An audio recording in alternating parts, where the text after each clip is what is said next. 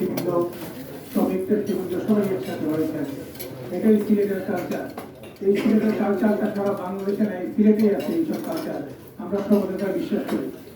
মাননীয় বিভাগীয় কমিশনার এই যে পাথরের যে কথাটা উঠছে, আমরা যে ছোটকাল থেকে দেখতেছি সেই স্বাভাবিক আন্দোলন থেকে পাথর বাকি শ্রমিকরা তুলতেছে। আমরা ওইখানে পিকনিকও গেছি, বাকি শ্রমিকরা তুলতেছে এবং সেই পাথরগুলো আসতেছে।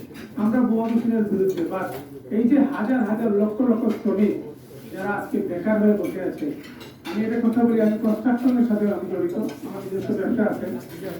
আপনারা নর্থ বেঙ্গল থেকে বা ঢাকা চিটাগাং থেকে যে ট্রাকগুলো সিলেটে আসে কালীঘাটে কাঁচামাল বিভিন্ন শস্য নিয়ে, সেই মালগুলা সেই ট্রাকগুলা কিন্তু যাওয়ার সময় বালু পাথর নিয়ে আবার ওইদিকে চলে যায়।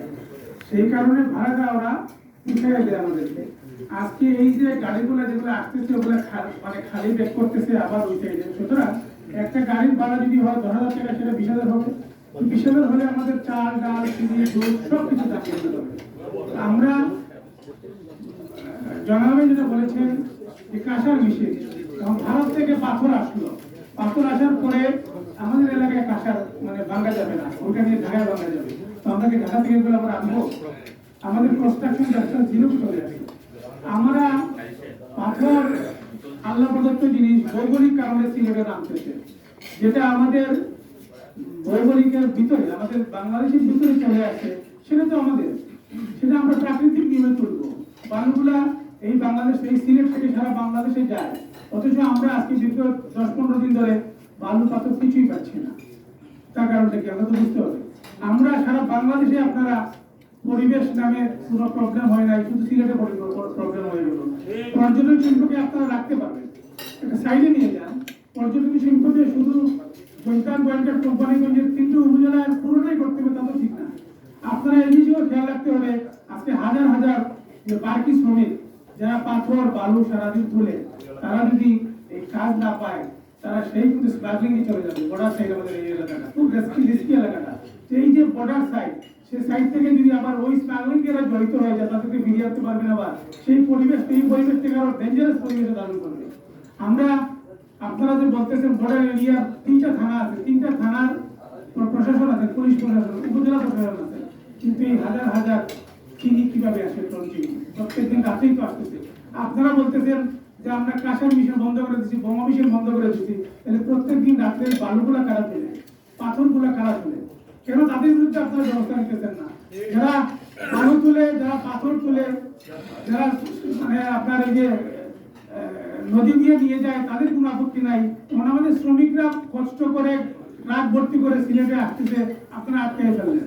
আমার এটা তো খুব খারাপ লাগলো যে আপনাদের প্রশাসন এই পাথরের মালিক তো ড্রাইভার না, শ্রমিক না, পাথর নিয়ে আসতেছে, আপনি রাস্তায় আনলোড করে ফেললেন, তাকে গ্রেফতার করে ফেললেন ওই ড্রাইভারটাকে। আর পাথরগুলোর মালিকও না, সে এখন এই ভর্তি করে কিভাবে দিবে? একটা পাথরের গাড়ি তো 80,000 1 লক্ষ টাকার দাম পড়ে, সেই ভর্তুকিটা তো এই ড্রাইভার দিতে হবে। এই মালগুলো গেল কোথায়? দ্বিতীয়ত হলো সিএনজির ব্যাপারে আমার একটা কথা, সারা বাংলাদেশে এক আইন, সিলেটে আরেকটা আইন। আমাদের সিএনজি গুলার রেজিস্ট্রেশন নাই, কেন নাই? যারা ইম্পোর্ট করলো তাদেরকে ধরবেন, তাহলে আপনারা বিক্রি করলেন কেন? এই সিএনজি গুলা কেন বিক্রি হবে, আমরা কেন কিনবো? যদি একজন ভোক্তা কিনে ফেলে একটা জিনিস, তার অধিকার নেই সেটা রেজিস্ট্রেশনের, তাহলে তো আপনারা ওইখানে বন্ধ করে দিবেন, ইম্পোর্ট বন্ধ হয়ে যাবে। ইম্পোর্টটা বন্ধ করে মার্কেটে চলে আসছে এই ভেহিকলগুলা, এগুলো আপনারা রেজিস্ট্রেশন করতেছেন না, তার মানে অবৈধ বন্ধ চলে যাচ্ছে। আমরা মাসিক টাকা দিয়ে এইসব সংগঠনগুলো এইসব জিনিস চালাই যাচ্ছে। আমি আশা করব সিলেট কিন্তু পর্যটন এলাকা, সিলেটে ইন্ডাস্ট্রিয়াল এলাকা না। সিলেট ওলিয়াউলি হজরত শাহপুরা আমাদের সাহিত্য আছেন, 360 নিয়ে সাহিত্য আছেন। আমি যেটা বলবো, সিলেটে কোনো ইন্ডাস্ট্রিয়াল লেভেলের কোনো অবস্থান নাই। যে 2টা বেসিক শিল্প তৈরি করা হয়েছিল, 28টা টেক্সটাইল মিল ছিল, কিন্তু 8-10 বছরের ভিতরে সেটা বিলুপ্ত হয়ে যায়। আমার বাবারও একটা ছিল, আমরা বিলুপ্ত হয়ে গেছে, কারণ আমরা এই কোস্টিং এর জন্য সিলেটে এগুলো পারা যায় না। সিলেটে হলো আপনার, আমরা সারা জীবন দেখে আসছি বালু পাথরের ব্যবসা, চায়ের ব্যবসা, এখন আবার নতুন শুরুতে মিষ্টির ব্যবসা, যেটা দিয়ে আমাদের ডায়াবেটিস হচ্ছে সিলেটে বেশি। এইটা কিন্তু সিলেট সবচেয়ে বেশি মিষ্টির ফ্যাক্টরিগুলো সিলেটে। তা আমরা আসলে সিলেটি মানুষ শান্তিপ্রিয় মানুষ, মাননীয় বিভাগীয় কমিশনার সাহেব, আমরা অত্যন্ত শান্তিপ্রিয় মানুষ, ধর্মপ্রিয় মানুষ, কিন্তু সিলেটের মানুষ যদি সাধারণ শ্রমিকদের বিগড়ে যায়, এটা কন্ট্রোল করা যাবে না। আমি আশা প্রকাশ করব এই সিলেটের এই শ্রমিকদেরকে চিন্তা করে, শ্রমিকদের কথা চিন্তা করে, তাদের পরিবারের কথা চিন্তা করে আপনারা ভবিষ্যৎ পরিকল্পনা ঠিক করতে হবে।